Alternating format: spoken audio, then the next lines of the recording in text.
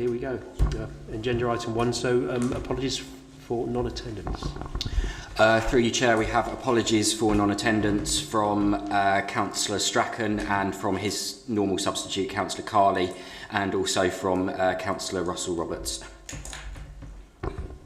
Thank you. And do we have any requests for members of the public to address the panel? We do not, Chair. Declarations of interest. Do any members have any disposable pecuniary interest or non-statutory disposable interest to declare at this point? Should you suddenly think you do, please do let me know. Moving to item agenda 4, announcements. So as you know, we're being broadcast live, so if you do speak, if you could use your microphones.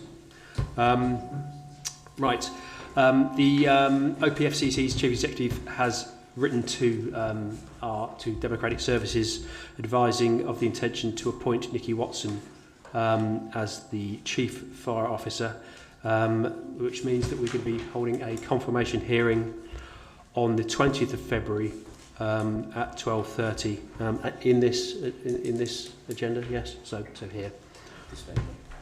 So if you could, there's a date for your diary. Yesterday we received a letter from Mrs. Shields advising that she's decided to resign as an independent co-opted member of the panel, which came as a huge surprise to me. So yeah, that's obviously we're looking at co-opted members later in the agenda, but yeah, that's sad news. Zoe? I'd just like to publicly thank Anita for the support that she's shown me over the last couple of months. Sorry, that's an awful noise. It hasn't been easy to be a lone voice and to stand up and to say what I believe, and I really applaud Anita for her bravery, and I hope the reasons outlined in her letter of resignation will be dealt with accordingly, and she'll be supported the way that she deserves to be. Thank you. Thank you. Sorry, can I ask what time that meeting is on the 20th? 12:30, as all meetings.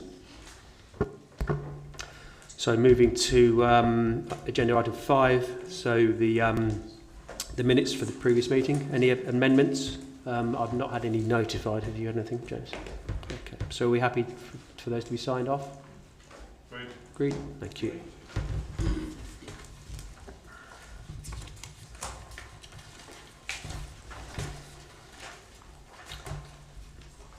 Okay, so agenda item 6, can we invite the Commissioner to outline his proposed police precept for 2024-2025?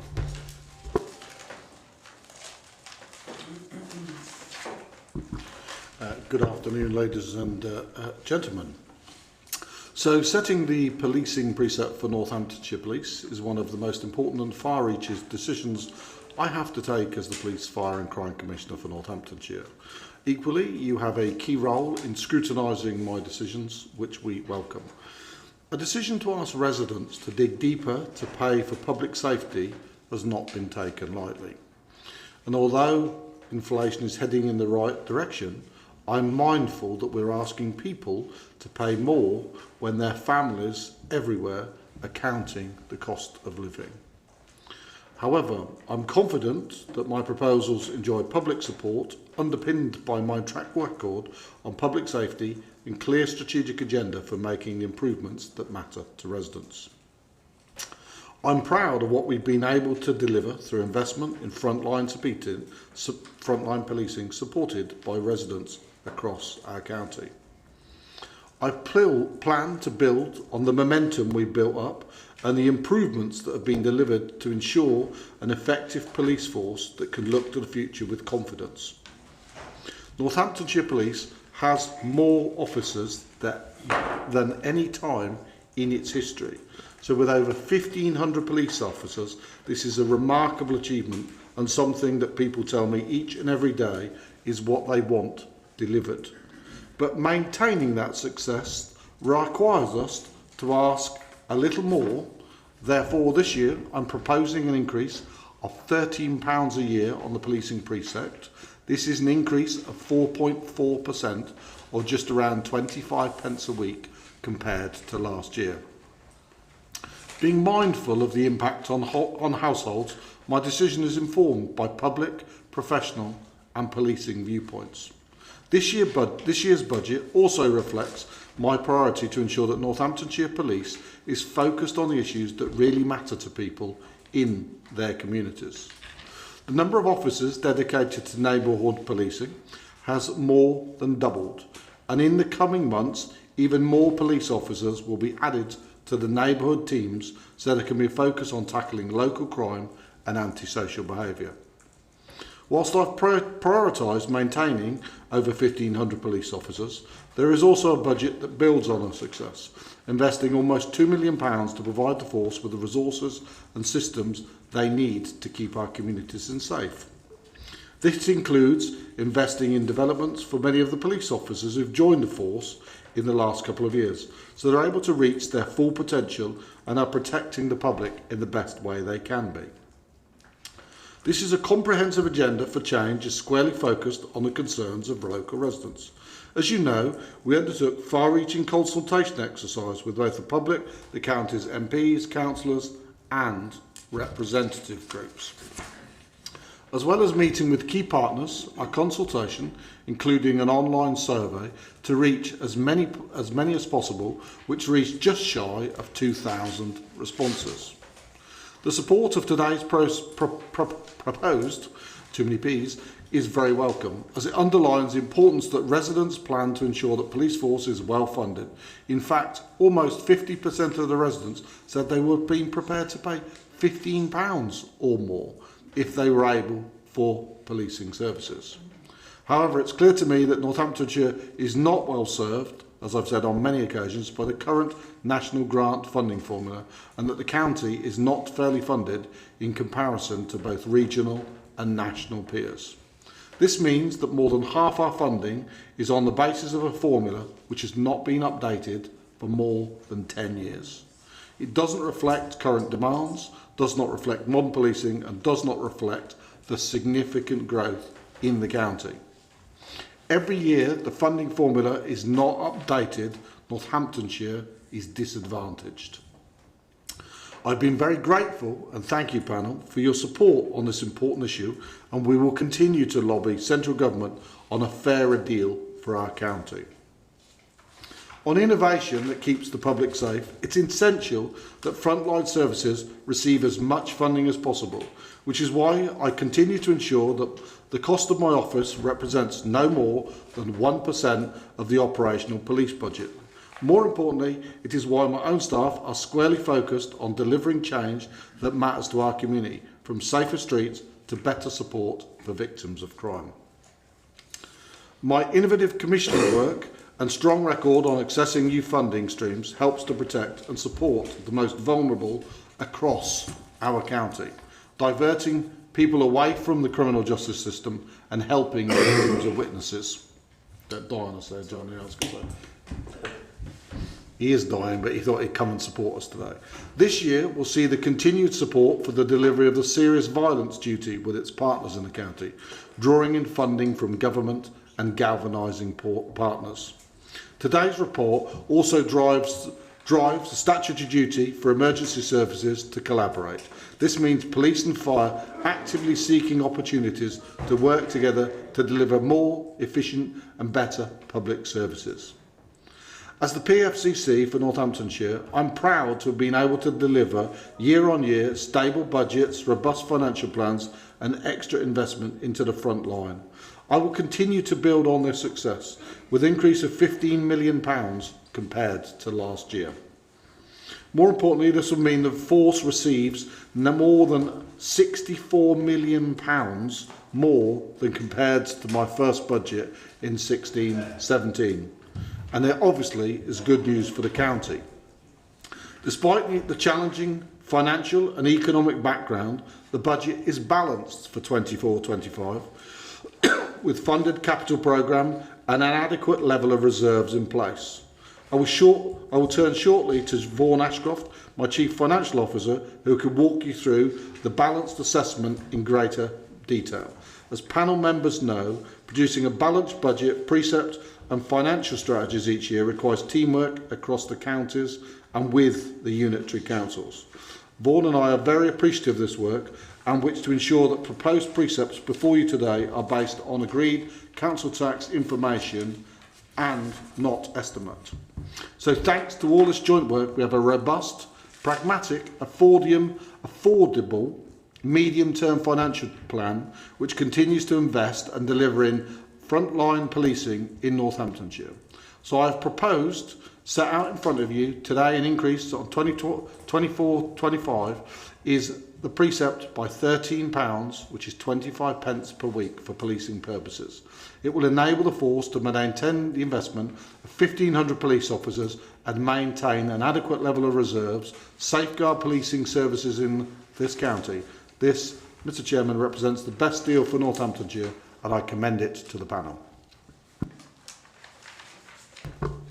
Thank you, Commissioner. So, does Vaughan want to speak now, or do we want to take some questions? I think should we take them as questions and we'll answer as we go along. Okay. So, panel, questions? Councillor Pritchard. Thank you, Chair. After reading the report, there's a significant amount of information that actually has been provided by the Chief Constable. Can you please confirm whether this information was actually submitted prior to him not being in post? Because obviously, you know, there's lots of things there. Should it have been said the Chief Constable's department rather than the Chief Constable? When we reference Chief Constable, it's the office of Chief Constable, not a particular person. Right. So you're right, they're up to date and they've come from, if you like, the current team. Because obviously when I read the fire report, it does say the fire officers department. It was just a semantics, I think, which I think is important to actually note. Yeah, and I think there is also there is a slight difference in that actually, as you know, Chief Constable is a corporation sole, so that I think that's probably the reason for the difference in language. But I take it on board. Thank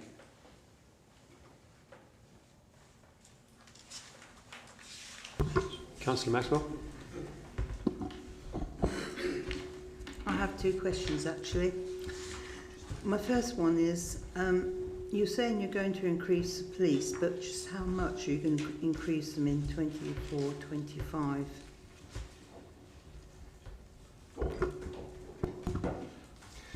So in 23-24, the Commissioner increased police officer numbers to 1,500, and the plan in 24-25 is to maintain that number and not reduce it.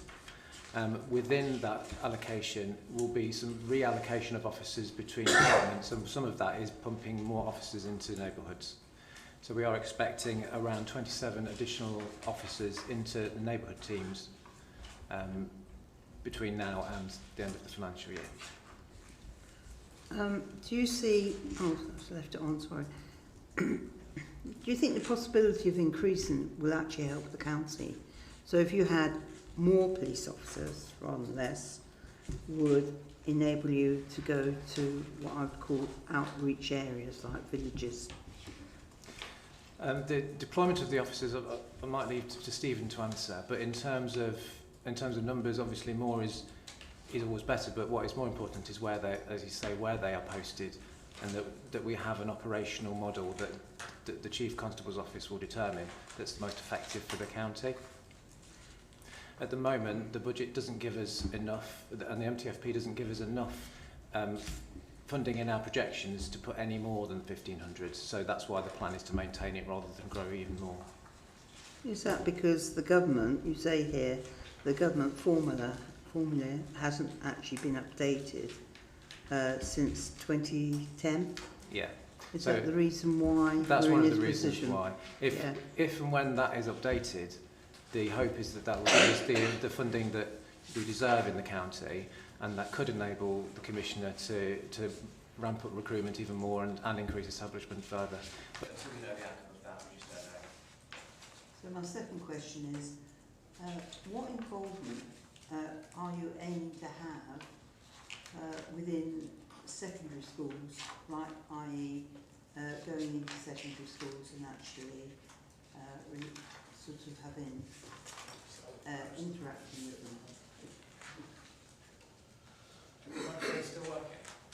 Yes. Yeah. The lights on. There we go. So we have £80,000 put aside in the reserves for a post to deal with education in schools. Stephen could tell you a little bit more about what that means.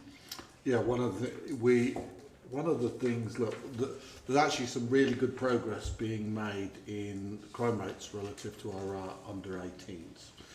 This is a combination of neighbourhood policing, Op Revive, some of the work that's been done, been particularly showcased in Wellingborough around knife crime. But one of the things is we know that it needs to be joined up. I thank both councils because obviously a lot of work's been done on the serious violence duty, and as a consequence of some grants have been given out in terms of different groups to enable them support. All of that means we've got to continue to do better. So one of the things is with our PCSOs, we've got them going into schools and communities. We wanted to make sure that we worked hand in glove, if I can put it that way, with the great work that the two authorities do going into schools, which is why the additional investment that we're looking to potentially put a post in each, additional post in each unitary to augment what you've got, so that we've got more specialists. But actually, there is a lot more going in schools you don't appreciate. So, for instance, like last year, My Pink Trainers was launched. That was the rather tragic story of the young girl who died in the road accident, and that was particularly targeting kind of young drivers. I think if you look at some of the stuff that's going on, some of the work that we're going to need to do, particularly around kind of online safety, some of you may not appreciate, government's investing 450 extra police officers for particularly on the cyber front, and that's part of kind of action fraud on a national basis. But we know that partnership working in conjunction with schools is really, really important. But we don't underestimate. It's almost probably one of the more challenging areas because, most schools these days are kind of quite autonomous, which is why we're making that investment in that area. Thank you. Can I just have a quick follow-up from that? Yeah, of course, Karen. Given what's happened last week with these two 16-year-olds, which are now have a life sentence, do you think that the police should become more involved in explaining avenues of, I'd say probably self-harming that she does?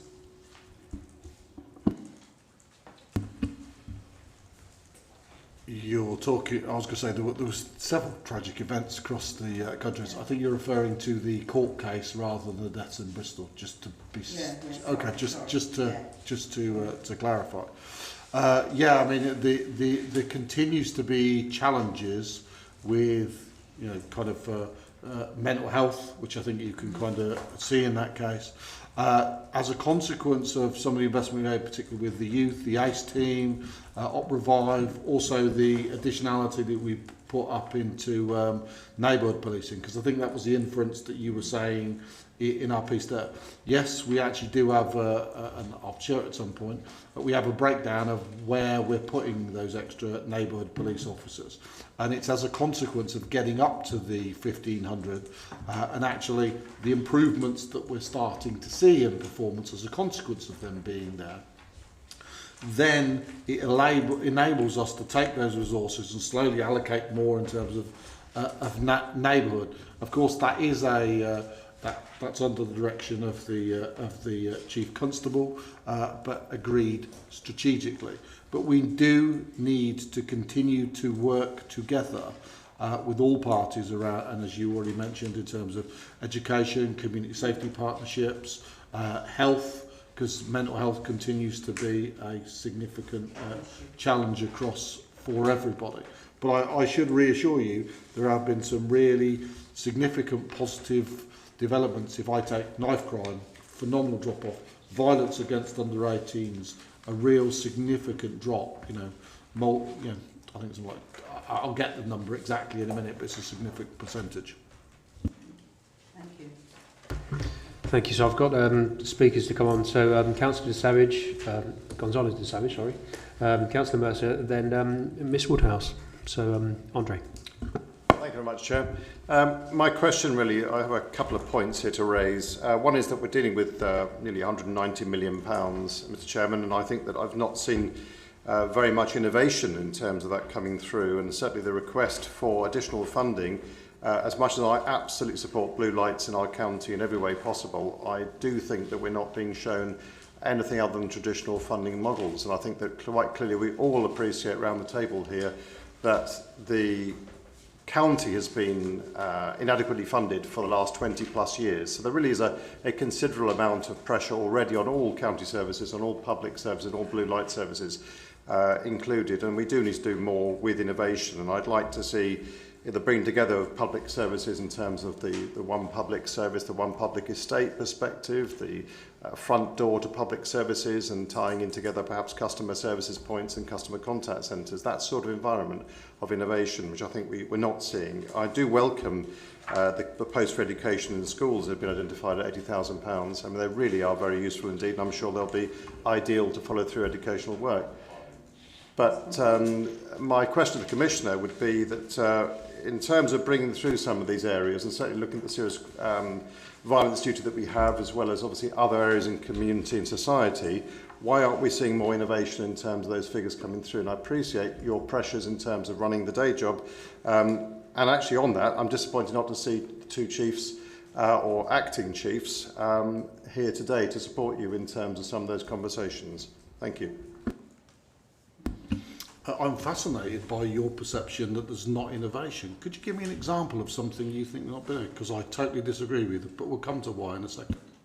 Mr. Chairman, obviously, as I identified earlier on, in terms of innovation, I would hope to see some more one public estate work, tying together, bringing together the customer services contact centres. That particular pressure point in terms of the public service blue light perspective that we have as well is shared clearly by ambulance, police and fire. It is important to try and link those together. So I'd very much welcome an innovation opportunity to see that coming through and take some of the pressure off the balance sheet, which is mainly issued in traditional levels and funded in traditional ways. Thank you. I'm not sure you answered it, but I think I'll see what I can do to answer it, Andre. First of all, one of the things that we did, which was really important, is to bring together both police and fire from an enabling services point of view. So from HR, an IT, from estates, also, and I think you will be interested, because I hope to do a briefing for you, probably in the next 4 to 6 weeks, which will actually talk about some of the stuff that we can do, particularly around control room, which I think will actually open up some of those.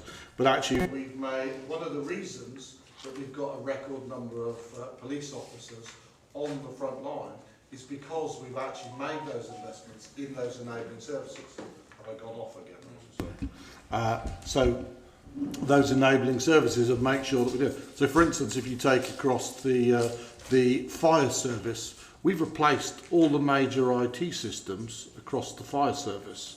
We've built on the failure of those in charge of the fire service in the past that let those machines, if you like, degrade to the point they are. So you're right, that has limited some of the innovation. We've also spent something like £1 million on the welfare facilities for our firefighters, with £250,000 in the last year alone. But you're absolutely right, there's more to do, which is also, as part of the reasons here, there is £790,000 that's going towards our control rooms to make sure that we can ensure people can more easily contact. There's also the innovation that allows them from a social media a better contact with them. In addition to that, we should also be looking at facial recognition, the use of technology. Part of the reason that we've gone from something like 600 people under the age of 18 to below 400 on a monthly basis in terms of those revolved from a baseline point of view with things like op-driven are testimony to some of that innovation. The better use of data to target our resources. But you might also have missed that the MLC is currently rented out as an income opportunity to the ambulance service. So actually there are a number of things that we do together. But if you have any specific ideas and anyone's got, that's what that panel is here for. If you've got some good ideas, we'd love to hear from them. Is there any other ones I should have said, Vaughan, by the way? I suppose from coming from my previous role as part of the enabling services function, what I saw was that coming together of police and fire back office functions, and that was really made a difference to everybody, and we'd learned a lot from the fire service in the police world and vice versa, and I think that's something that the Commission is committed to building on. And the stuff we're seeing on the joint control room and other joint buildings is very exciting. We're just not in the position yet to share it because it's a considerable investment, and it's a big project. He hasn't quite given me and I'm not giving him the length of the string yet to make those announcements yet, because we've got some more work to do on it. But there are some innovations coming. Can I just take the last point on that list, which was around attendance of chiefs? This panel obviously is scrutinising the Commissioner and his decision making, but I think this is an office that's been very open in terms of access to chiefs. We think a better use of their time and resources to come and give you briefings on topic specific sessions to look at areas of innovation. Will continue to do that, but this specifically is a Commissioner's decision that you're scrutinising him against. Thanks. Thank you. I think circumstances over the past 6 or whatever months it is have been challenging, but I think there's a clear enthusiasm to meet up, I think, face to face and see what's going on. And a lot has happened, so I think we've got to get matters back on track. But there's the enthusiasm definitely from Councillor Gonzalez to Savage to see that. So thanks for that question. Moving to Councillor Mercer. Thank you very much.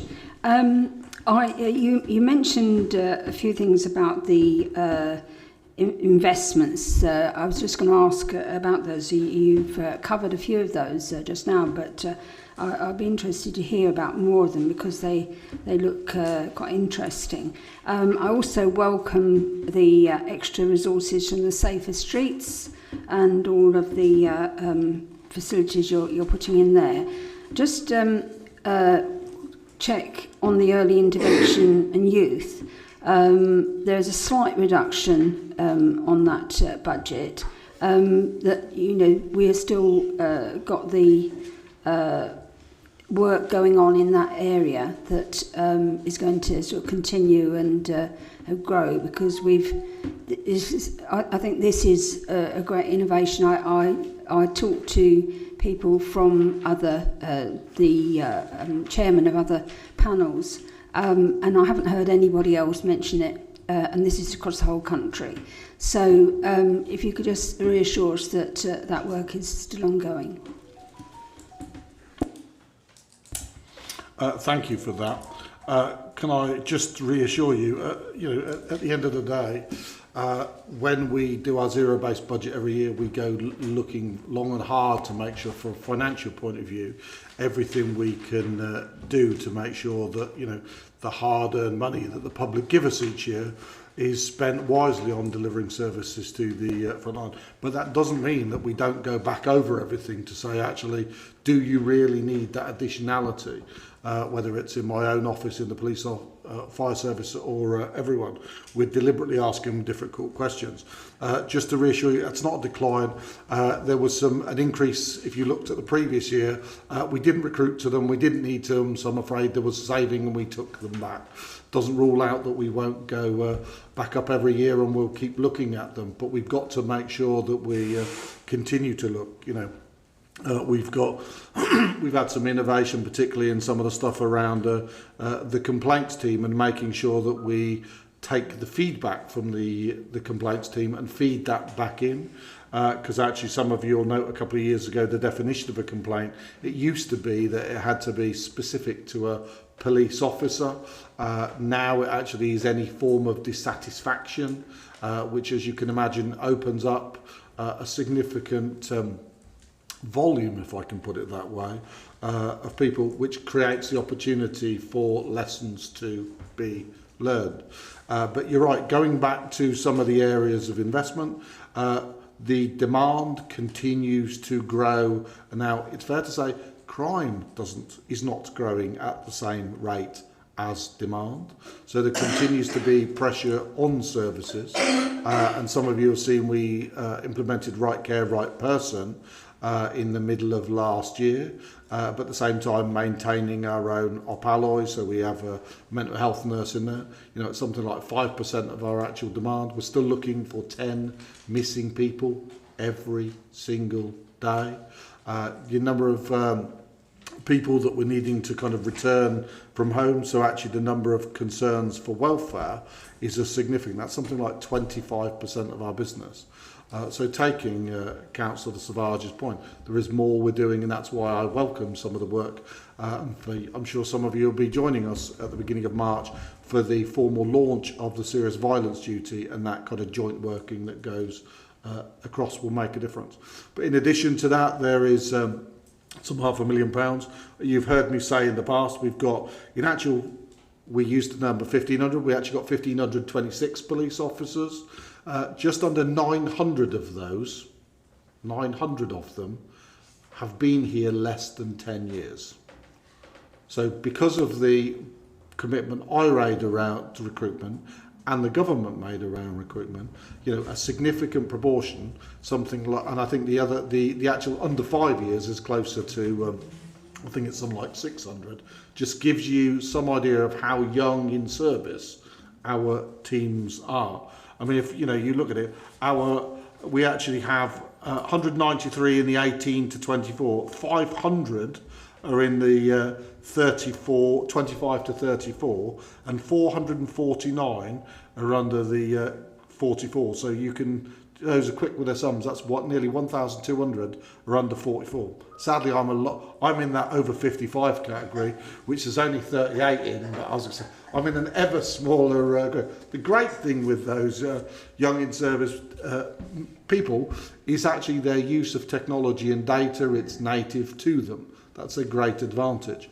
But we've got to really continue to invest in them in terms of knowledge and experience. Because actually, you know, they're sergeants and all that. They haven't been there. They're in that 5 to 10 years. So actually, you've got a very young in service. So I feel very comfortable that we're on the right trajectory, but we've got to do it, which is why that important investment there. But also the investment to make sure that we can make it easier to report lives and connect through social media and provide feedback.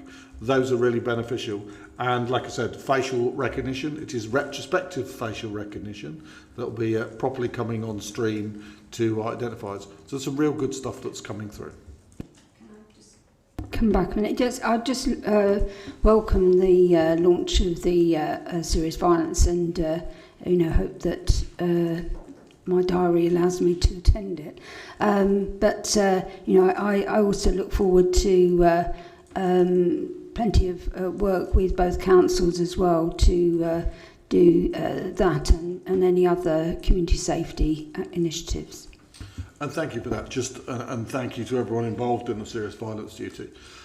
Bearing in mind the serious violence duty kind of came as a consequence of lessons that have been learned from some areas that had got violence reduction units, which means they got quite a lot of additional money for. The report that we submitted, the feedback from the Home Office, was actually that the combined efforts of Northamptonshire in that report were actually better than some of those that had got VRUs. So we're not very good as a county at patting ourselves on the back, but it's worthy of saying that. There are other things that from a budgetary point of view we haven't talked about. I'm not sure we've actually formally launched. Deborah's going to shoot me now when I start to talk about we talked about our kind of ASB initiative in terms of community payback. That's on stream, and I welcome the opportunity to. I don't think we've properly shown you pictures and all sorts. Also, Page 25. thank you. Thank you, Jill. That means I'm not in trouble with Deborah. Then it's good to know. But actually, that's really starting to go from strength to strength. But actually, you'll be seeing we managed to attract £1 million worth from the government for hotspot ASB patrols.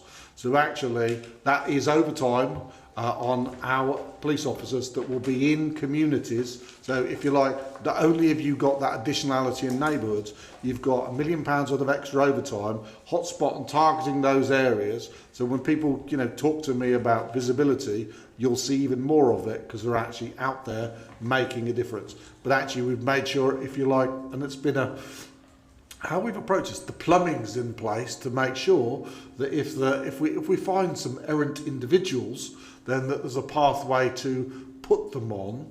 And like I said, some of those community payback, which I'm sure would more than welcome for you to go out and experience firsthand. Thank you. Yeah, in relation to the launch of the serious violence duty, so that came together, thank goodness, on the 31st of January. I'd encourage all of the panel, if you can, to get along to the launch, and hopefully either an invite from ourselves or from the Commissioner's office. But we've got a key part to play in that as local authorities, both West and North. But I think our faces to be there, I think I'd encourage that. It'd be well worth visiting that. Thank you. So I've got Pauline as the next speaker, and Councillor Maxwell, I can have you down after Councillor McGee and after Councillor Pritchard. Thank you, Chair. My question is this. Let me just make a point first. I heard the Commissioner talk about the fact that the funding formula has not been updated for a number of years, and the fact that that means that Northamptonshire residents is at a disadvantage. We look at a growing police force in Northamptonshire. When I look at the report, it seems like we haven't got a lot of PCSOs. You talk about the growth in neighbourhood policing, and for me, it worries me as I sit here. Again, we're asking Northamptonshire residents to dig deep in their pockets at a time where things are really hard for a lot of families.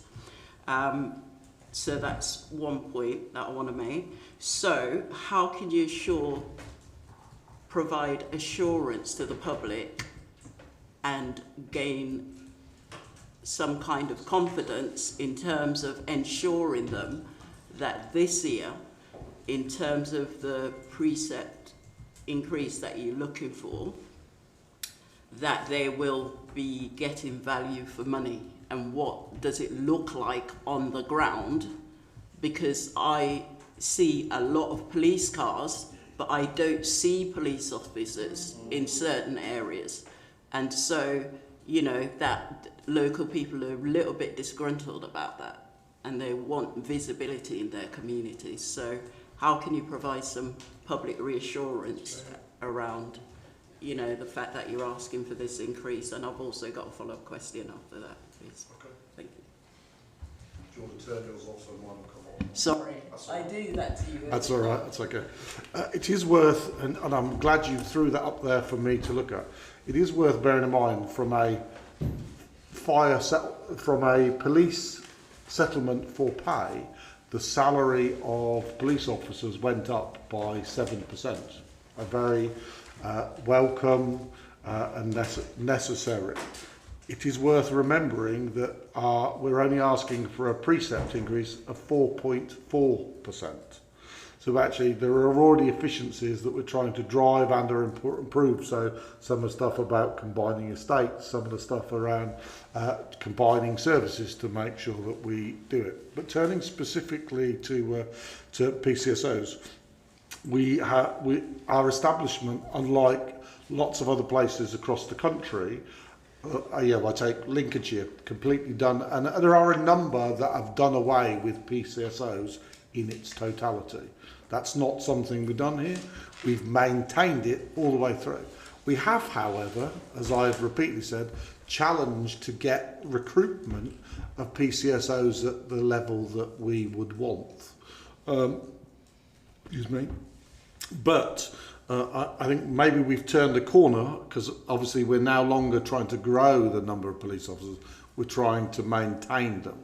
And of course maintaining the infrastructure to make sure in terms of training and development alongside it. We recently just closed a PCSO recruitment and we have 108 applicants. I will provide it specific to you because you would be particularly pleased with the diversity that we've managed to attract in this no cohort. Now of course I don't have 108 vacancies, we actually only have 10 at this moment in time. So we do intend to put them down.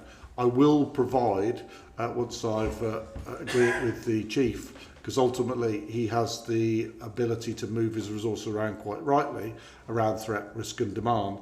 We will share the numbers for each of those areas.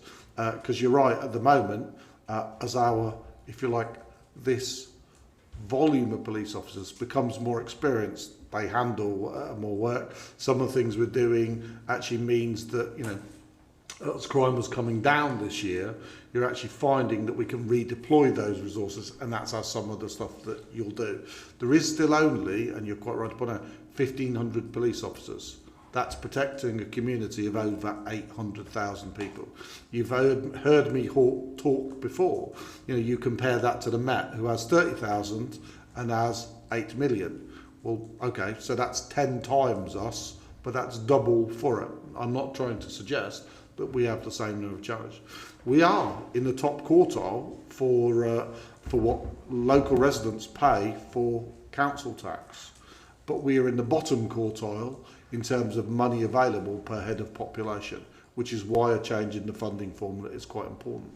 But that is why it's ever more important, particularly in those enabling services, buildings that we can share costs wherever we can to make sure that we drive them. And you will see, you know, joint fleet, you will see a new building for that coming at some point in the not too distant future, might even announce that shortly, to make sure that we bring them ever closer.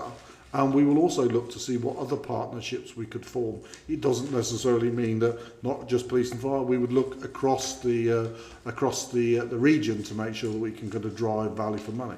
Some know we have a strong partnership on fire with Warwickshire. What are we doing from a control point of view that we can kind of build on that?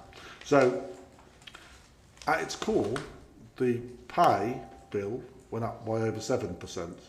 We're only asking for an increase of 4.4% on behalf of the residents.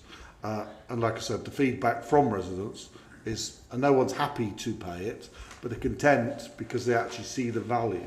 And it is worth contrasting our results from the people of Northamptonshire. Do you think?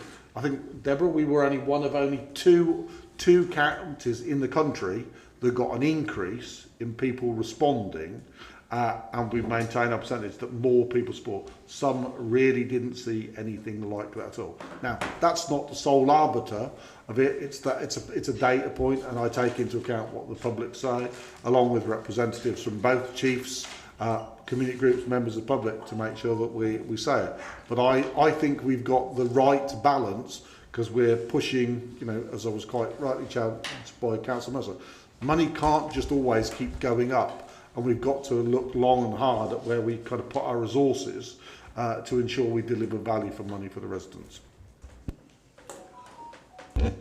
Thank you for that. I'm not sure if you've addressed a point in terms of what does that mean for local residents in the areas in terms of visibility of police officers, because like the neighbourhood officers and things like that, the PCSOs that you're currently recruiting for, what would that look like? What does that look like in the next year or so? And I apologise, I won't go on. So obviously we have more than doubled our number of police officers in communities. And that's probably fair to say that it was our neighbourhood policing was really hollowed out, if you like. I'm not picking it as a, but pre-2015, if that makes any sense. as we've then got it, we've more than doubled with a view to making it, something like with PCSOs and police officers, something like 300 in neighbourhoods, because it's that problem solving those communities. You will see in a lot of areas, it's more than doubled. Is it enough? Or with the resources we've got, it's the best we can do at this moment in time, because at the end of the day there are other things. 44% of Northamptonshire Police's demand is actually inside of a home. It's DV related, it's that sort of stuff. So it's actually making sure that we're there in terms of detectives and all those sorts of stuff to investigate crimes. So it can't all be about visibility. It's an important part of the deterrent, but actually it can't solely be about that. It's actually got to be. But actually, I still think pretty much a tripling of neighbourhood policing is important. Okay, thank you for that. My next question was going to be on the increase of the police officers in Northamptonshire.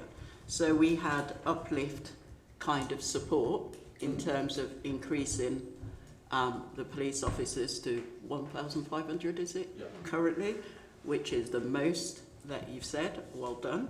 But at the same time, with the whole situation around the funding formula and the yearly kind of ask on local people, what happens and what does this look like? How do we maintain this moving forward? Is it going to be down to the residents if the funding formula doesn't change, right?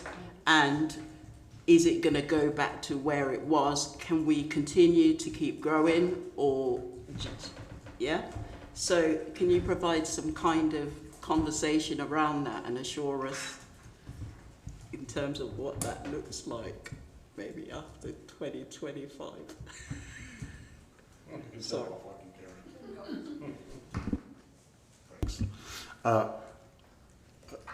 I'm not God of money, and it doesn't grow on trees. I can't be responsible for what government does or doesn't allocate to policing nationally. The good thing is, and the bad thing is, if I can put it that way, is because more than half of our money, and I'm not suggesting any government of any colour is going to do this, but just let me make my point. If, let's say, government cut in half, it's the money it gave policing. I don't think anyone would do that. We would be at less risk compared to a lot of other counties, because quite frankly, our funding would go down by 25%. If they went in half and it was, say, somewhere like Nottinghamshire, it'd be more like a 33%. So actually, it does give us some confidence with our council tax base in terms of residents. As I have demonstrated, particularly this year, it's about making sure that we maintain it. Because we started on our journey of recruitment before Uplift, it's a commitment me and the Chief made a couple of years ago to recruit 200 extra so that we could essentially go up by broadly 90. It meant that we were in a better place when it came to, I know it sounds like a silly thing, policing up until the then Prime Minister announced Uplift, and that was through some persuasion that a bunch of us sat in the room with him, because it was Boris at the time. To actually make sure that we got those resources. We were really, if you like, struggling to make sure that you'd be in a position to maintain it. I think the combination of police and fire, the sharing of services, the stable base, the really good collection rates from the council means that we're in a good place. But because we started that journey earlier, and Vaughan will probably correct me, last year we got 990,000 extra because the Met couldn't achieve their recruitment numbers. So we've taken that money, and we haven't frivolously thrown it on, vanity projects or anything that we could kind of go, woo, look, we've done this. We've stuck it in what we call a smoothing reserve. So actually, and we're looking for, I think it's 900,000 this year, isn't it, Vaughan? I'm sure you'll correct me off the top of it. Potentially another 900,000 that will go into that reserve to make sure that we can maintain it. I want to make sure, as long as we can, that we can maintain it, and that's. I think we're in a solid place on that front, but that's obviously on the basis that no significant change from kind of central government come. I am committed to maintaining, it's taken us all a Herculean effort to get to this point. The last thing I want to do is to see that drift back down. If anything, that's why we're making sure that we're investing in our people this year in terms of the training and development. One of the things that's made us a place where people want to come and work is we've given our people the right equipment, because that's the other one. It's no good just recruiting them. We've got to train, invest and make sure we train them, because then you move them from being here from 10 to 15, they become knowledgeable, they get better, taking your point, get better connected to communities, they get to do their job better. And that's why pushing, if you like, getting to 1500 was goal one. The next piece is to make sure that, okay, we've doubled the number in neighbourhoods, we need to go further. And by going further, they're embedded in communities, they know who the rascal is, they know who the problem who's got trouble, or actually it's just a kid who doesn't normally get in trouble. They'll know those things, and you get to see the visible presence on the back of it. Is there anything you want to add from a monetary or reserves point of view, Vaughan? So when the Police Uplift Challenge began 3 years ago, Northamptonshire worked very hard to get the officers in as quickly and efficiently as possible, and achieved that better than quite a few other forces in the country, particularly the Met. That enabled us to tap into additional grants to fund those extra officers we were recruiting. So in 22-23, we were able to recruit 47 more officers than we actually technically needed to achieve the first round of grant, and that gave us almost another £1 million. Then in 2023-24, we did the same thing again and recruited an extra 31 officers, which gave us an extra £1.2 billion. So we ring-fenced that money to enable us to maintain numbers for longer and give us some assurance, because some of these grants you don't know if they're going to come or if they're not. So what we wanted to do is kind of build that pot ready to let us carry on recruiting and not put a stop to it any sooner than is absolutely possible.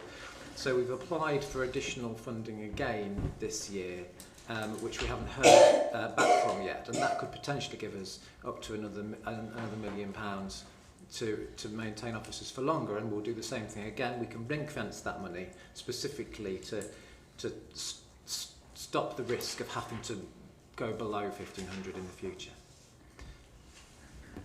Thank you. I'm going to leave it there. Thank you.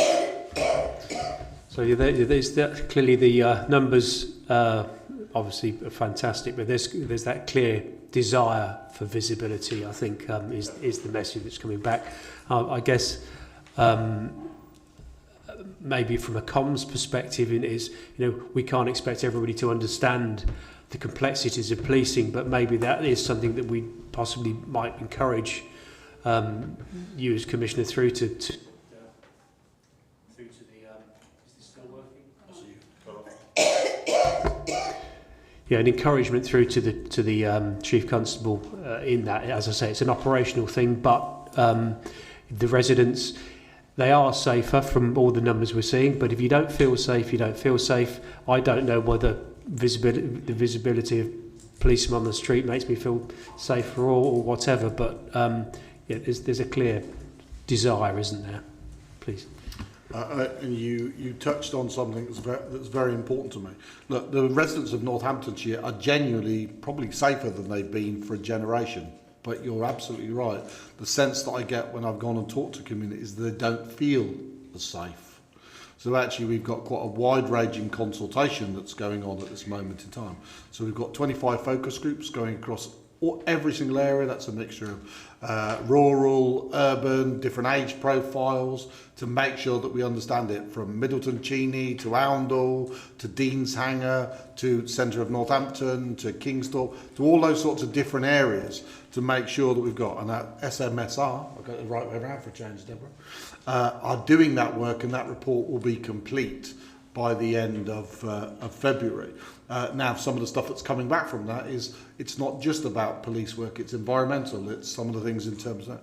So having the evidence to make sure that we demonstrate, it would also then, I would expect, form the basis of whoever sits in this chair, an informed body of work that enables you to actually see what is it that the residents want in an informed way. I will obviously present that to the panel when that is complete, but it's a significant piece of work and is quite informative and enlightening about some of the stuff that's there. But I will wait until that report's complete. I think you've got us very excited now to say a very interesting report. So, Councillor McGee. Thank you. Thank you. Commissioner, I commend you to go above and beyond when answering questions, even ones that you weren't even asked. Get a really thorough answer there. But what I'd like to say is I think 4.4 is just too high for me. I'm sorry, it's just too high for me. And then couple that with the fire, you're looking at about 7.3, although 2.99 I think is more reasonable. 4.44 is high, especially when we're not even talking about building, we're talking about maintaining. That's high. And from what you're saying and what we're discussing about national funding and government funding, it seems to me like our residents are paying for their own disadvantage. They're at a disadvantage and they're paying for it through this council tax precept, and I don't agree with it. I don't support it. I'm sorry. I understand you're in a difficult situation financially and I commend you for that, but I don't believe that our residents should be paying for their own disadvantage. I think you should be at the Home Office with a big sign demanding more money from central government for our residents. Thank you. Sure. Oh, it is coming on. Oh, are we on? Yes, we're on. So I would say I agree and disagree. You won't be surprised to know. I think 4.4 is below inflation. It takes account of us making sure that our police officers are paid a reasonable wage, as are our firefighters, and we'll come on to the fire budget later on. So it's below, it's fair, and allows us to maintain it. You're getting extra, and the residents are getting extra in terms of the investments that we're actually making. And you know, as you probably say, you already indicated that you're going to vote against it. Well, yes. yeah, and to make it clear, I mean, not everyone's wages are rising with inflation either.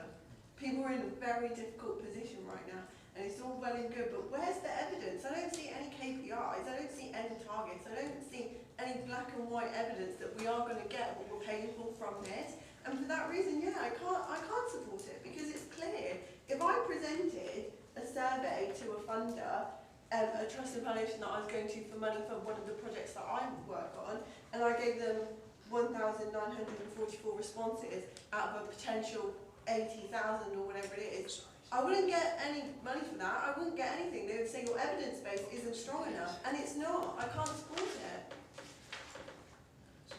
Oh, I don't know if I had a microphone on there. It's just so quite loud, isn't it? Maybe you didn't need the microphone. Yeah, So thank you. I think the bit. You know, at the end of the day, we are one of only two in the county, in the country, that had an increase in terms of volume. It's more than statistically significant in terms of over 2,000 individuals. It's the most I've actually ever replied in this county.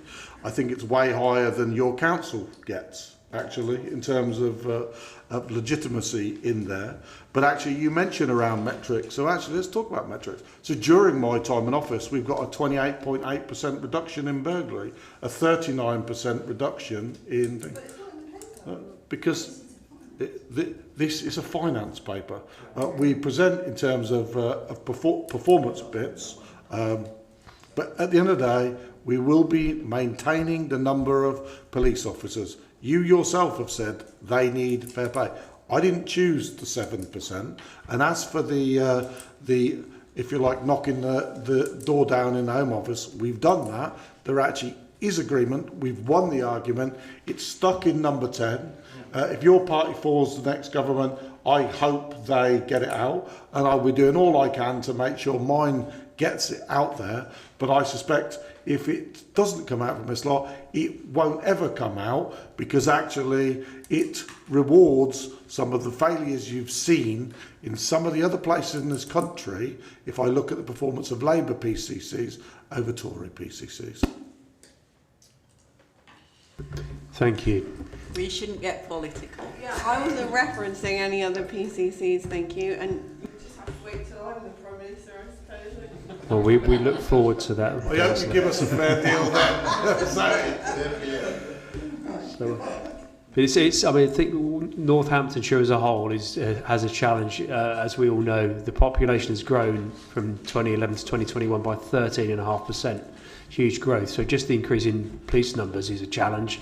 Retention, obviously, you take on more police officers, and all of a sudden you've then got a wage increase. So it's a challenge, but you know the performance, I mean, that will come in another report. This is a finance report. So moving on to Councillor Pritchard. Thank you. Can I just quickly come in? Yes, of course. Just to finish off on that point about engagement. Obviously, the survey, we've had success there, and it's gone to more than other places and more than before here, but it's not the sum total of engagement. And I'll just draw attention to pages 50 through 54 of the report, which shows the brilliant work that the team have done to use all available channels to us to engage, and credit goes to Deborah Denton for that, because I think it's a really thorough piece of engagement work there. Thank you. Thank you for that. Thank you. Councillor Pritchard. Thank you, Chair.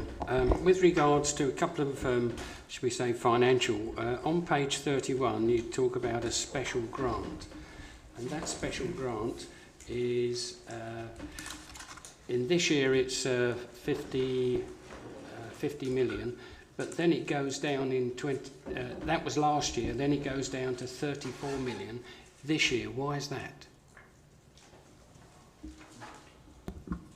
That's a good question. That is what's coming out of, that's what's come out of the Home Office as part of the settlement, and what we think they've done is used some of that grant to pump some of these other grants that are on the list, so they're shuffling the pack. The special grant is the one that we would tap into if the force had a huge incident and we needed to ask for more money for something, emergency funds from the Home Office. I don't believe for a number of years, if ever, we've needed to do that, thank goodness. So it doesn't directly affect us at the moment, that particular line. But I believe the Home Office have used that money to increase some of these other areas, or to move the money elsewhere in the settlement for policing and that area of business. For instance, for increasing the grants in total. So therefore we won't be any worse off. Not from that, no. Not unless something horrendous happens, so I'm touching wood. Yeah. Also, I noticed when reading both of these reports, there's no mention of contingencies on the police report. The contingencies are the same as they have been for some years. But I didn't see it on the. I saw it on the fire service report, but I didn't see it on the police report. Apologies. The police budget is a lot more complex, and there's a lot more to it than the fire one. So there's some areas that we've not gone into as much detail on the policing. But yes, there are contingencies. There's a decent contingency that the Chief Constable has to tap into, as well as reserves. There's the operational contingencies, and we also hold central contingencies for inflation. And they're based on 3% of utilities and the other kind of budgets that are liable to change with inflation. And also something for the Commissioner. You keep on mentioning about on page 45, you mention once again the formal discussions are yet to be made, latest irritations considered by the Chief Fire Officer. And when we were talking about the estate's master plan, when are we going to get it? Because we keep on hearing about it, but we never ever seem to get it. And when you think of it, that could make a significant difference to our budget now and also next year. I'm going to let Vaughan start. How clearly the pressure should be applied. You'll start with Vaughan on that, and I'll come in. So the State's Master Plan is a huge piece of work, as I said before, and we've got people doing an awful lot of work to bring that forward. So we're almost in a position to sign off on some of that. I'm going through a lot of the figures to make sure that it is affordable within what we've got already. we have built into the capital programme in this budget a provision for that. But what we don't know yet is if the plans that we want to proceed with are going to match that, be more than that, or be less than that. So we've allowed for a reasonable amount of capital finance in the budget to enable that to happen when we do bring it forward. As I say, this has been going on for what, 2 to 3 years? Yeah. Yeah, one of the I can honestly tell you we should bring it out in the public domain, I would say, in the next 4 weeks. So it's imminent. It has been immensely complex because as we've gone through it and we've, I use examples. I take Toaster as an example. Toaster, for instance, we have actually had to prove, you'll be interested to know, that it was a police station. They didn't believe it had been a police station. These things all take time to make sure you've got in terms of title. Funny enough, we've also had that with some of the boxes we've done. One of the poor gentlemen in our offices Paul Fell, who used to be in the police service before he joined our office, as one of our longest serving, but actually to be able to prove and do some of those, we wanted to make sure it's absolutely right, and also it needs to work on a bipartisan. In case anyone else, there's an election coming, we need to make sure that we come forth with something that's going to have broad political support across the landscape. Because the problem we've got 60 plus buildings. The police estate was in, our worst building, if you like, is somewhere like Western Fable. Quite frankly, an appalling building. I talked about retention and stuff like that. Just to replace the roof was going to probably be more. The roof would have been worth more than the building. I welcome the opportunity to sell it as part of the one public estate, and I believe conversations are going on that. But at the same time, there will be 3 phases. It's probably likely to be a 20-year programme because it's going to take that long to deal with all of the issues that's in front of us. Phase 1, we're currently debating. I wanted 5, but I reckon we'll be.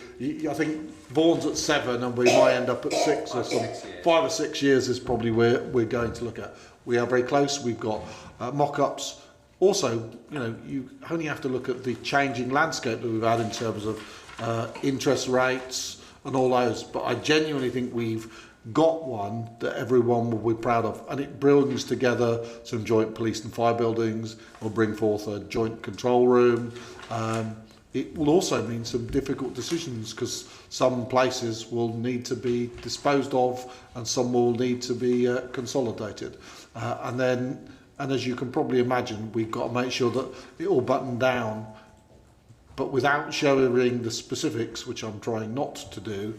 It says, if you start here, you have to do this bit, because then that impacts that bit, and it literally is a fantastic game of Geplunk, I think, is the best way I could describe it. But I look forward to bringing it forth in the next couple of weeks for you. Just carrying on to a certain extent with regards to what Councillor McGee came up with, is that we've heard about this formula, but you didn't actually say, when are we going to get government's increase with this particular formula? And what are we really, really, really doing about it? Thank you. Like I've previously said, I don't have some magic wand that I can make, as many of us know, make our government do what we would want. It has come out of the Home Office. The funding formula is there. It is stuck in number 10. I don't know why it's stuck in number 10. We have made laborious representations, particularly as PCCs of all parties, to make sure it is got out. Let's be really clear, there is a real risk, and my point for being heated earlier, it may never come out. You've got to change the government, they might choose not to bring it out, and we'll be stuck with the funding form we've got. I do think they're going to have to at least, even if they did that, they would have to adjust it by population, and we would be a net beneficiary given that we're growing at twice the rate of those around us. But I can't guarantee you. I mean, Johnny, you used to be in the Home Office. Have you got any thoughts on how difficult it is to get some of these things through there? Well, yeah, having sort of seen things definitely getting stuck. in previous iterations of number 10, yes, it's certainly a challenge. But I would say that this office is highly influential within government. The Commissioner has the ear of the key decision makers. Vaughan, as our Chief Finance Officer, is very well respected amongst his peers, and we've got good conditions for influence here. But what we also have is a very challenging agenda for government in terms of funding formula review, because there will be winners and losers, and some of the biggest losers will be some of the biggest places and the biggest political challenges as well. But I think I'm confident that we've, as in a lot of areas, got a lot of influence as a team. The Commissioner mentioned complaints, for instance. We're doing something innovative in the team. We're going much further than other areas in order to provide a better service to communities. And the Home Office want to know what we're up to. They're keen to come and see this in practice and to see the kind of innovation that we're driving. So yes, no promises, but our influence is strong. And probably one of the last questions. When we were talking about PCSOs, I've looked at what our budget is for this year, and looking at the MTP, the medium-term financial plan, over the next 5 years, it's been increased by 32,000 to 320,000 to 340,000, which in fact is a minimal sort of growth. So where are the extra PCOs coming from if there's no budget for them? I'm going to let Vaughan start.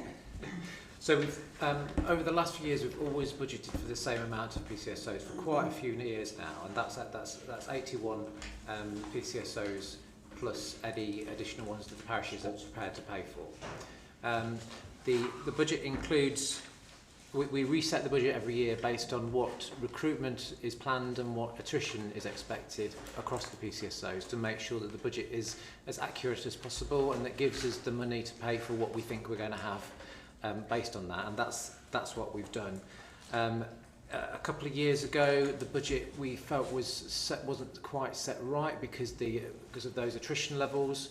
Because one of the challenges that we had when the police officer uplift came in was a lot of the people who wanted to join police officer ranks were PCSOs, so we started to see bigger attrition. So therefore we started underspending, which gave Stephen the opportunity to put that money away to pay for PCSOs in the future. So we've got a combination of budget to maintain the PCSOs that we've got, and then within the reserves we have a neighbourhood reserve which is ring-fenced for anything neighbourhood related, but predominantly relating to frontline PCSOs and the like.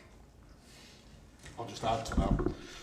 One of the things I was very concerned about, and it's not unfair to say we haven't, myself and the force haven't always been on the same page. I believe the community and myself value PCSOs higher than the force. You've seen that across the country. There is a kind of a lot of chiefs have quite frankly taken the financial challenge as the opportunity to dispose of them. So one of the things that was really important to me to signify that is any money that doesn't get spent, every penny that doesn't get spent on a salary of a PCSO of your money, I take back. So I've taken it back, and that's where the neighbourhood reserve come from. Is that good English? That came from, not come from. And so actually it's built up. And there's another initiatives around community safety, and a pilot that we've talked about before that we'll be talking about shortly. This kind of takes into account, I would say, a mixture of drawing down those reserves and making sure that they recruit up. It's more art than science sometimes, but like I say, I could subsidise it for quite a few years with the amount of money I've taken back. Although in the desire to make the estates piece work and the funding, we are looking very long and hard at all of our reserves right now to make sure that, no offence, taking Zoe and everyone else's point, we don't want to make sure that there is a load of money sat in the bank. It should be, if we're taking off residents, it needs to be put to good work, and that's exactly what we're doing. Sure. shouldn't we really be looking at for the future and increasing the budget on the medium-term financial plan so that at least it can be perceived that we are going to recruit and increase our PCSOs? Because, you know, coming from a rural community, and I do get quite frustrated with everything, it seems to be that most of the situations at the moment are focused on Northampton, Daventry and Towcester. What about the communities? And I think it's very, very important to look at the rural communities. For example, a PCSO that I've had a meeting with recently in my particular area, and I think it's either one police officer and or two police officers. They look after 46 villages. That's a hell of a lot of villages. And you can imagine, you know, I get lots of complaints. We never ever see a policeman. And also, whenever we want one, we can never get one within a period of time. But, you know, that's not financial, but I thought I had to bring this up because I think it's very, very important we really start looking after some of our rural communities. You'll be pleased to know in the middle of it is, and admittedly it's not a large amount, but there will be growth in our rural team. They will be doing more, but those are rural related. But if I get very specifically, you talk about South Northamptonshire, pre-2020 there were 4 police constables and 7 PCSOs. That is now 8, so it's doubled, and 7, and we'll get to the specifics. That will rise to 20 and 7. At the moment, we've got to get our PCSO establishment back to where it should be, and we've struggled to do that. Like I said, just ran a campaign that was quite successful to get us back there, and I think you'll be pleased the community safety officers will be trialled in 3 areas. One is in South Northants, one is Oundle Way, and the other one is in the centre of Northampton. But like I said, it does sound like manana today, doesn't it? You've got to set the budgets, and then lots of this stuff can flow from it. And we've got enough budget next year to cover these expansions. Absolutely. Thank you. Thank you. So, Councillor Maxwell. I just want to bring up an area that we are going to get PCSO. Is Rushden. Recently, Rushden has become what would be called as an area of concern. And one of the things I wanted to just highlight was a young person who I actually know got attacked on New Year's Eve, and the outcome was... Councillor Mercer, this is... I just want to finish off. Okay, well, let's get it back in the budget then. Yeah, but it is to do with the budget. The thing was that comes out of this is this young person feels that New Year's Eve is an area where everybody's out. But the fact is, what happened to him has resulted in the budget not necessarily actually meeting the needs of young people. And I think if we're going to ask more money, we've actually got to show the public that we are addressing these things. We can't just have one area or like 46 villages thinking, is anything going to happen to us in 23, 24? And I think we need to spell it out. I think we need to actually show the public that the money being spent by you and others, that it's going to meet the needs of people today. Not you know, we look at it in a few years' time. We must actually tell these people we are looking after them. So what you're going to do? Thank you. Well, as you know, a significant proportion of the budget is dedicated to the Chief Constable for his operational effectiveness. We hold them to account on that, and the problem is I can find you, and if you like, my post bag. It's always going to be an imperfect science. I don't mean that anyone is ever happy that if something bad happens across this county. it's not, policing can't decide if someone wakes up and wants to do something bad on a particular day. But, you know, you look at it, serious noise events down by nearly 7%. ASB down 4%. But 999 calls are up 10%. You know, arrests are up for domestic abuse. But public safety and welfare is actually up by 10.7. So actually a lot of our demand is non-crime related. So actually there is a bit about, and that's why the serious violence duty is quite important, that people take their part in terms of combination. But there's been best part of a 20% reduction in under 18s involvement in both knife and or serious violence. So Northamptonshire Police has done some great work. So it's number one in what I would call Director General's case file guidance. You'll kind of go, why the heck does that matter? So in other words, when a case file is submitted to the CPS, Northamptonshire Police's compliance is number one in the country, and it's been like that for some time.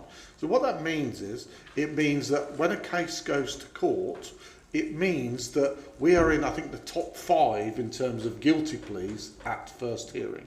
That means that there are significant challenges in the criminal justice system in terms of making sure cases get listed in courts. And I thank Judge Lucking, who I spent a large proportion of Friday of just to see firsthand some of the challenges in the Crown Court in terms of system and join up. And something that should I be fortunate enough to come back for another term, I think that's definitely an area I've got to do even more of to make sure that we do. But I actually get that, you know, the arrest rate for domestic abuse up at 44. It used to be in the 20s. So actually, there are lots of real positives. You know, if I take AMPR, you know, we seized 1,500 vehicles last year in terms of thing. We did 3,600 vehicle offences, 903 arrests. I suppose what I'm just illustrating, visibility by itself isn't just one. One of the largest drug seizures in the country was made here in Northamptonshire, and it was as a consequence of our new detectives, our AMPR, and some of those things starting to work together. You know, the HMIC report, when it comes out, will say Northamptonshire Police has made a significant step forward. It will not say it's perfect.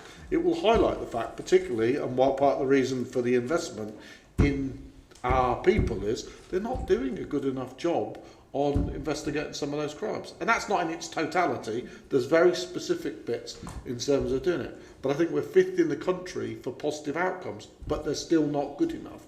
I suppose no matter how hard, it will never be good enough until it was outstanding in every single area. And on the budgetary envelope that we've got, I don't think that's likely. But I suppose I want to reassure you, and the next part out of this really is just to demonstrate some of those performance numbers. And I think it's timely for one of the chief's briefings, if that makes any sense, quite soon, so we kind of take you through some of those numbers. Right, thank you. Thank you. So, well, I've got Councillor Mercer and Pauline to follow. Yeah, having been at the last conference of the police and crime panels, one of the speakers was the PFCC actually, who is the lead on finance. That's Roger Hurst from Essex, and he explained to us about this funding formula. So I think this keeps going off. Just to reassure you, you know, he explained to us that it is sort of very much under control, you know, being looked at, being pushed forward. The problem is, as Johnny Bug just said, is you have winners and losers, and that will be the issue. So, but it is very much being pushed forward. So I'd just like to go to Councillor McGee's sort of points about the budget and or the precept. I do think that if this county does not raise the precept by the £13, which we have said is the ceiling, the government will look at that and say, oh, well, you obviously don't need the money then, so we won't increase your formula by that. And so I think it's a great risk to this county and the policing.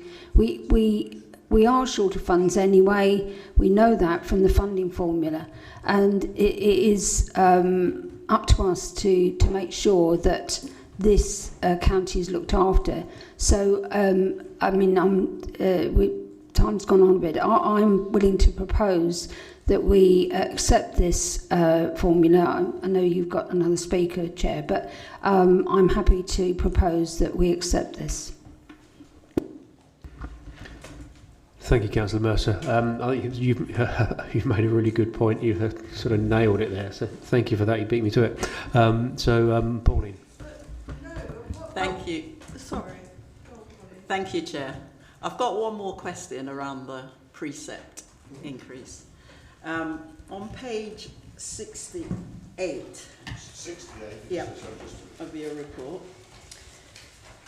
So for me, we're asking the public for more money in terms of maintaining and supporting the work locally, but at the same time, can you explain, because in terms of the treatment of planned efficiency savings, you're asking the public for more money, and then you've set the budget for the police force,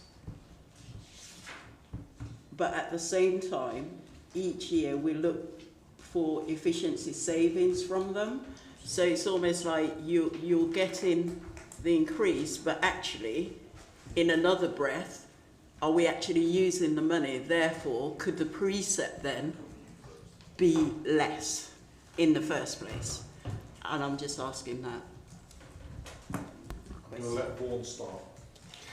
So if the precept was any lower, then the savings target would be higher, and where those savings come from are something that needs to be worked on by the force and by the Commissioner's office. The Commissioner feels, and I agree, that it's important to set an efficiency savings target for the force so that they don't stagnate. And then that the force has got that momentum to keep looking at their processes, to become more efficient, to make sure that the money that we're asking for is being spent appropriately, and we don't just kind of increase and increase and increase.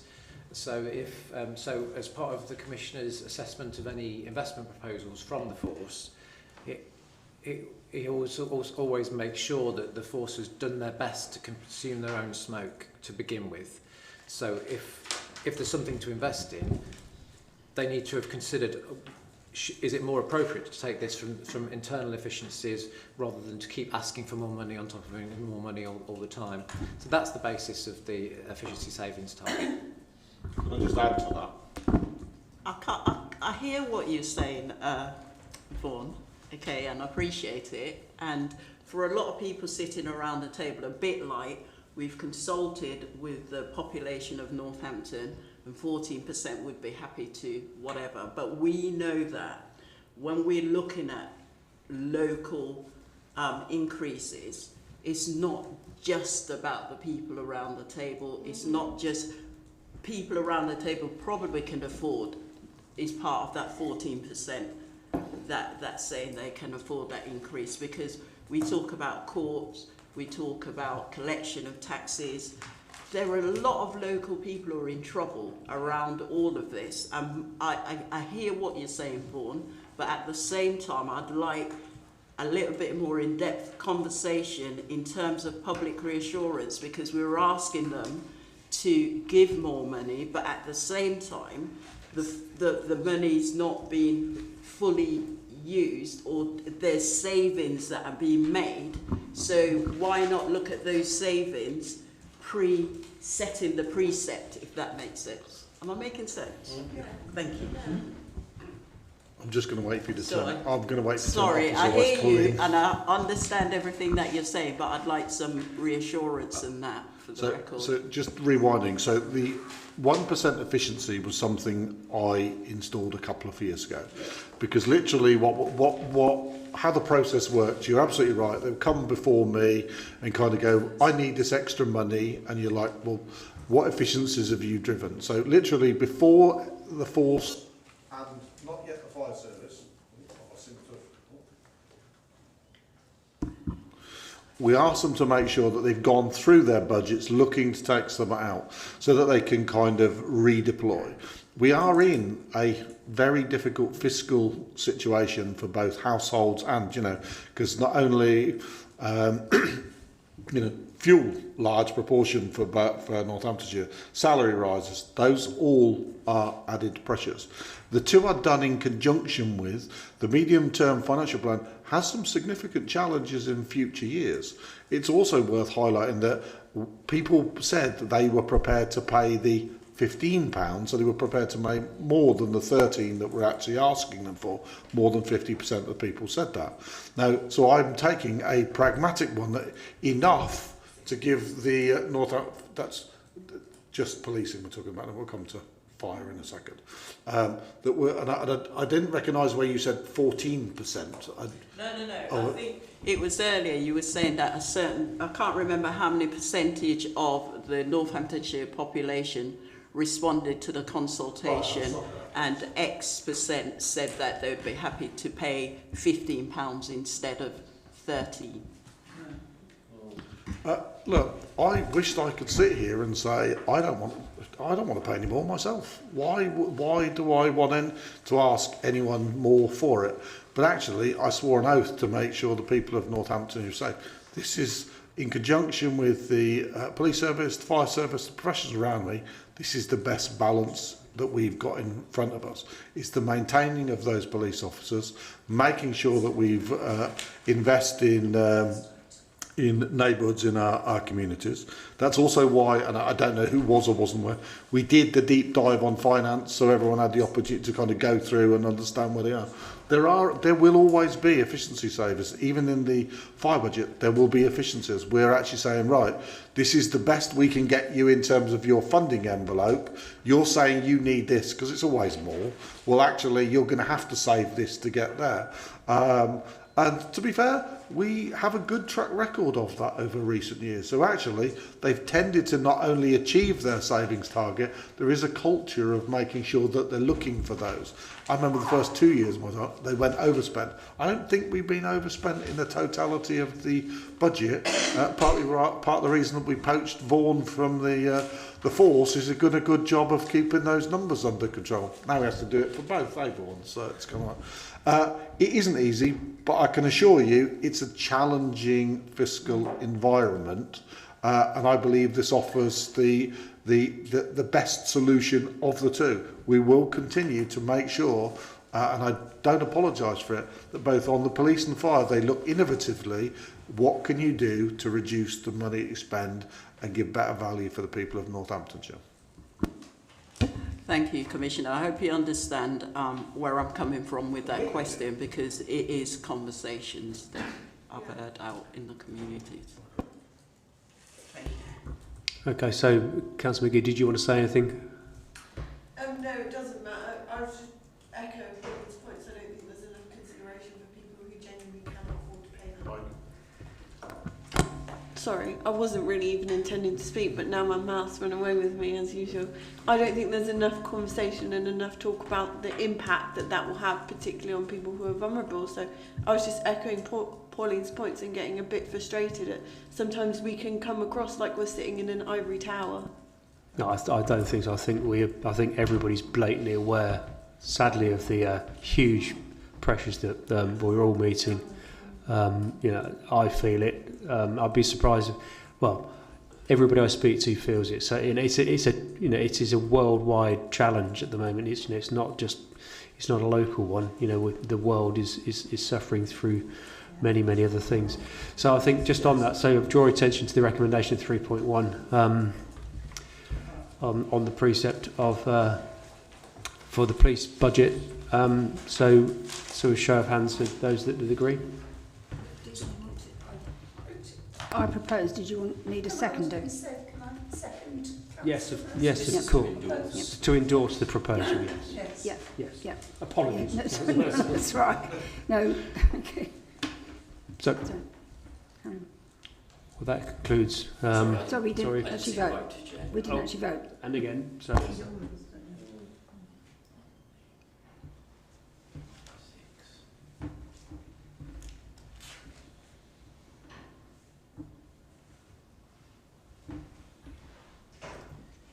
Was your? No. Was that your? Yeah. So that was. You did, They so were you're against. And you're So, against. anyone against? Abstentions. Any abstentions? Okay. Thank you for that. I think we certainly, that was well discussed, so thank you for that. But it ain't over yet. So on to agenda item 7, so the proposed fire precept for 24-25. So again, I invite the Commissioner to present your report.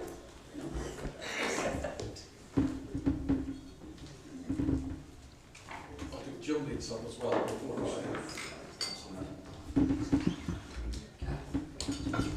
I think we're water restrained today, aren't we? I was going to say we're running out of water. Might I suggest we for just a couple of minute recess, because Councillor Pritchard's requested a comfort break. I think we would all benefit from that. And Okay, very we'll much do that. appreciate Okay, that. so Thank back you. in 5 minutes. So